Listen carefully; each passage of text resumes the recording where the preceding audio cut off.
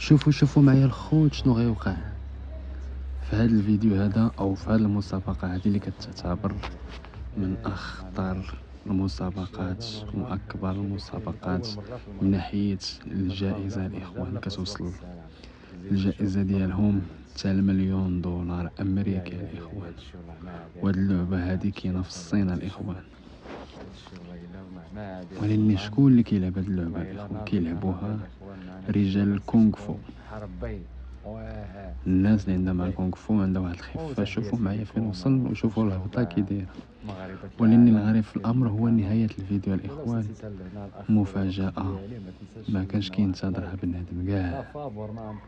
ودابا حنا نشوفوا المتسابقين لحقاش كاين واحد فيهم غادي يطيح وما نبغيوها حتى واحده الاخوان. شوفوا معايا الطلعه. شنو كاين الغريب في الامر في هذه المسابقه هي كيتسابقوا في الطلعه وكيتسابقوا عشان باش يكونوا هابطين. والله ما عندي يا بالله الخوه ديالي. شوف حتى على الراس.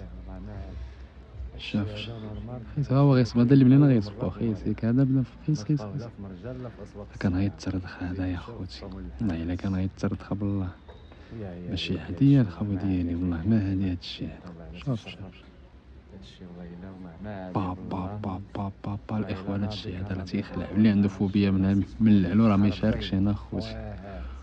ولا وصلتوا حتى لهنا الاخوان ما تنساوش تخليو لخوكم واحد لايك وشي كومونتير دعما لنا الاخوان. شكرا لكم بزاف. ثم ادخل الجنة كل من يضع إعجابا واشتراكا ويستغفر الله في التعليقات. اللهم آمين.